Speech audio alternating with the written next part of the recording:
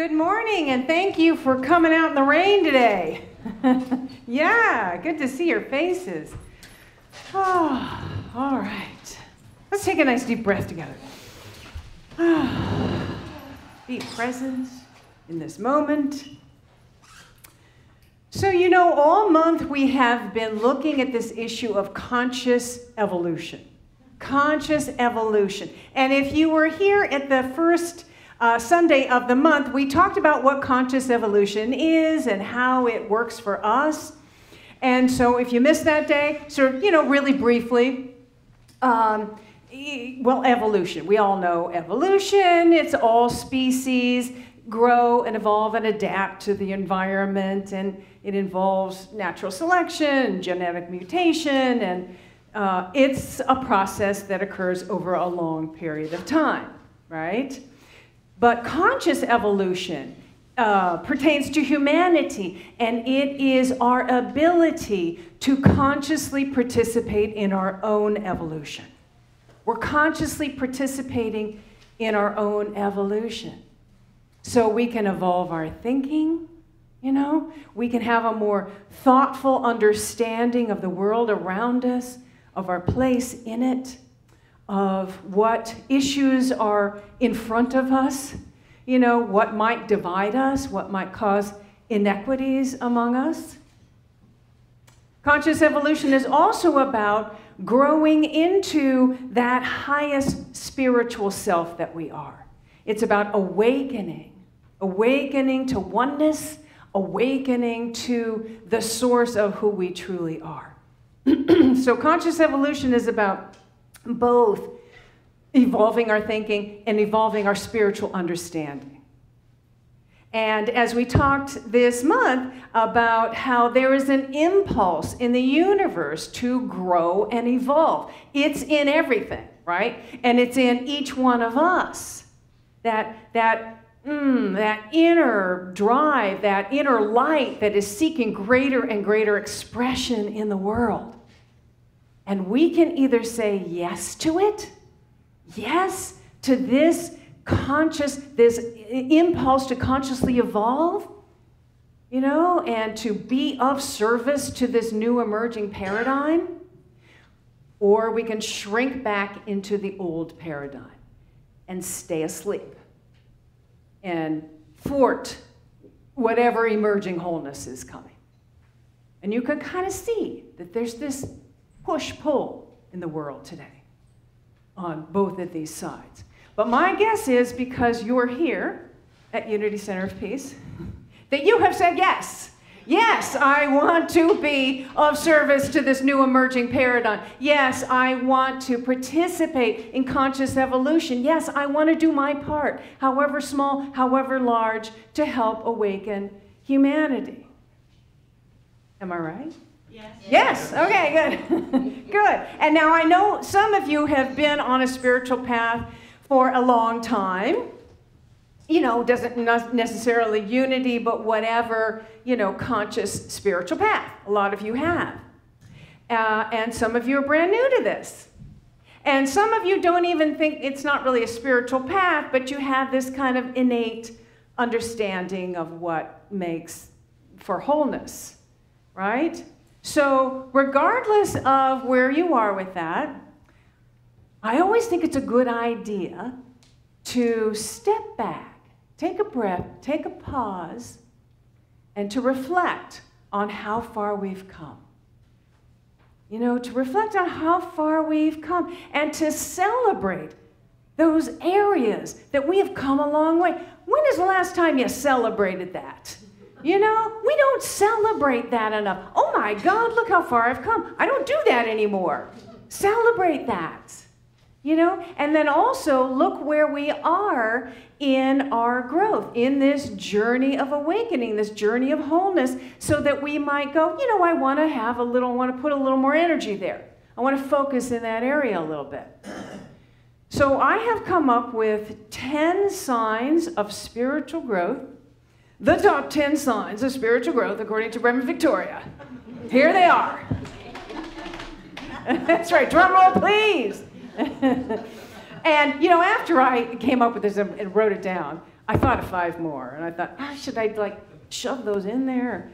You know, maybe we should just like, this is a good place to start. Like, let's focus on this. And they're in no particular order, right? Just so that you know that. And this is, okay, so this is a guide, just, you know, to be pre-warned. It's a guide that we want to do non-judgmentally. You know, we want to sort of look at it, yeah, I'm like, or, you know, I want to put a little more thought into this, a little more focus into this. Okay, so let's just jump in. Our first sign of spiritual growth is that you are becoming more aware that you are fully equipped with everything you need to grow into the highest expression of yourself. Nothing missing, just like the little acorn that has within it everything it needs to grow into a mighty oak tree, right? It's all there. There's nothing missing. It just needs to be planted in fertile soil. Nice tune. I like that. It's like a harp or something. Yeah. So the acorn needs to be planted in fertile soil, right? That's all it needs. Well, the same is true for us. So everything necessary for us to grow into our full potential is all right here. Nothing missing. But we're beginning to become aware that what we need is to nourish the soil of our soul, to nourish the soil of our consciousness with what? Spiritual practices, maybe. Maybe meditation. Maybe affirmative prayer, affirmations, you know, gratitude work, forgiveness work. You know, forgiveness work is really about pulling out the weeds. It's really about weeding the soil, right? And seva, which I talked about this month too, which is sacred service. And also, you know, being on a consistent basis, staying inspired on a consistent basis by coming to Sunday service and being in classes and attending events with the spiritual community, right? So that's the first one. So kind of see where you are with that one. All right, second sign of spiritual growth. You're becoming more interested in giving than receiving. You still want to be a good receiver. We all want to be a good receiver, right? Want to be that good receiver. But you're noticing that when you give, it gives to you. And so you become more interested. Maybe you're even waking up in the morning and saying, oh, how can I shine my light today? How can I help someone today? How can I be of service to this new emerging paradigm? Right? So let's take a look at that one. Check that out. The next one is that you are focusing more on what is working in your life as opposed to what isn't working in your life, opposed to what is missing. You're looking at what's working, all of the blessings in your life. You're seeing that. And you're able to celebrate your successes.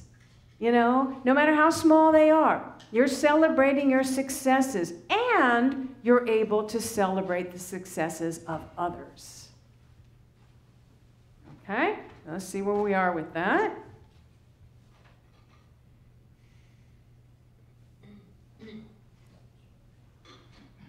Pardon me.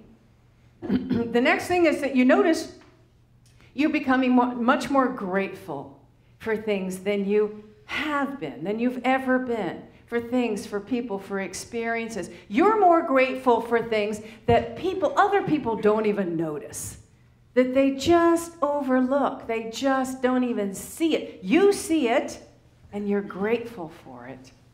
And you allow that gratitude to well up within you and shift your energy. It's uplifting your vibration so that you begin attracting more to be grateful for.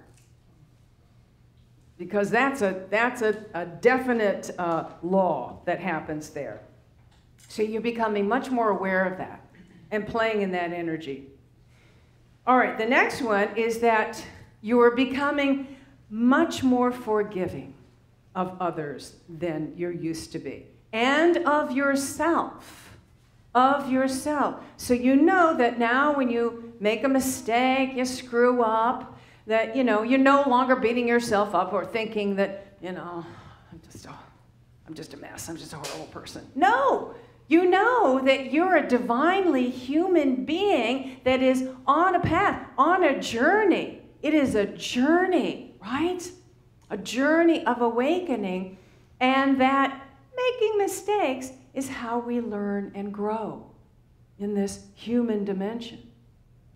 So you find that, you think about that when other people make mistakes or offend you or, you know, hurt you. It's much easier to see, oh, they're divinely human too. And they are on a path too. They're on a journey, on a different path. You know, we're all on a different path, and we all have a different timing of this too. Also, you never know what someone is going through. Amen. What issues somebody is dealing with. You just never know. So, you give the gift of forgiveness. And you return to love. And you are that place, that, you know, that energy that of namaste, really. It's the divine in me sees and greets the divine in you. Not the humanness of me, not the humanness of you. The divine in me sees the divine in you. No, that makes it much easier to be able to forgive. And when you do that, then you become a healing presence. Right? You become a healing presence. All right, so let's see where, check that off, see where you are with that. All right, our next sign of spiritual growth is that you're becoming much more comfortable living in the mystery. Living in the mystery. Life can be a big mystery at times, can't it? You know, sometimes it feels like we're just blindly feeling our way through the dark. Like, what is going on? Yes, we've all been there. Maybe we're there right now. And what we're working for is this conscious evolution, where we're evolving consciously to a place where we can welcome the mystery, where we can welcome it and trust that some new wonderful possibility is being birthed out of that. Some wonderful possibility is emerging. It's that trust. You know, what are we trusting? What are we having faith in? It's this spirit that is within us, right? That's guiding us every moment of every day, every step of the way. When we connect with it, when we, you know, align ourselves with it. And we know that we have tools, right? We have spiritual tools. We have a toolbox of tools. And one of those is the 12 powers. This wonderful concept that Charles Fillmore came up with that is about this, you know, the 12 energy. They're like energy centers within us. You know, kind of like the chakras. They are openings to specific qualities of our spiritual power. And as we understand them and work with them, they can be really powerful tools to help guide us through challenges, through whatever it is we're going through in life. So, you know, we've talked about the 12 powers many different times in many different ways. And some of you took Reverend Pat Venema's class on, who was here for that? Yeah, that class. So we got a little more understanding about that. So let's see, you know what I found, what I learned in that class is that it's easier to remember what they are by going through the areas of your body that they correspond to, the energetic centers in your body. They correspond to physical centers. So let's see if we can remember them. All right, so we know faith is right here in this center of our head, and then we have understanding that is here, the power of will, the power of imagination, power, this is our spiritual authority, the power of zeal, which is that power of enthusiasm. What's this one? Love. Power of love, yeah. Power of divine order is here. And strength, the small of the back, that makes sense, right? And then we were talking the other week about the power of wisdom, which is right here in the solar plexus, the power of wisdom, of intuition. The power of life energy. That's the power you want to call on if you're desiring some sort of physical healing. Power of life energy and the power of release. Very important power. The power of release. So again, you know that you can learn more about that and understand it and work with it, continue to work with it. And they become really great tools that you can just pull out and go, okay, that's going to help me get through this thing that I'm facing right now. All right, so the next sign of spiritual growth is that you are beginning to pay more attention to your self-care. You know, to your self-care. You are valuing your quiet time and know that that's an opportunity to nourish your growing consciousness. You're nourishing your growing consciousness. You know, maybe you're incorporating more joy, more relaxation, more play into your day. I need to grow in that area. I know that that's something I'd like to do. You know, weave that more into your life. And as you do that, you recognize that that helps to sharpen your intuition. It sharpens your ability to hear your intuition and to use that power of spiritual discernment. You know, it's just easier. It comes into focus. And then the second part of this is sort of an A and B. The B part of this is that you hear that intuition, you get that spiritual discernment, and now you put it into action. You take it out into action. You actually make the changes that your inner wisdom is calling for you to make. Is calling for you to make. You know, you're being called to grow and to become fully actualized, right? Even when it's uncomfortable, it's always uncomfortable. Shh. It's always uncomfortable. Change and growth. So that wisdom is calling you to, and you feel, okay, so now I'm using the power of faith here and step out and move forward in faith, knowing that you're supported by Spirit and by your spiritual community, by the way. You know, by your spiritual community. Okay. And the next sign of spiritual growth, is that you're less reactive than you used to be. You know, you don't get triggered as much. Maybe things that used to really trigger just sort of a quick, angry response or a defense mechanism, whatever defense mechanism, you know, is good for you. We all have defense mechanisms, right? And so, and when somebody does something that hurts us or that offends us or maybe looks at us cross-eyed, it triggers those things. But as we grow, as we evolve spiritually, then we're a little less reactive. We remember, take a moment, take a breath, reconnect with our heart center, you know?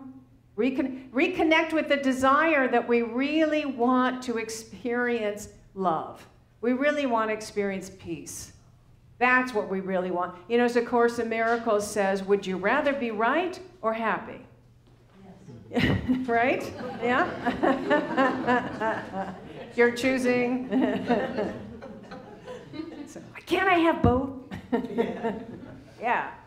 Right? Would you rather be right or be happy, be at peace? And so it's that That idea. And I have to say, this is kind of on the advanced end of things. This is the advanced course. So if you're not there, give yourself a break. We're all working towards this one.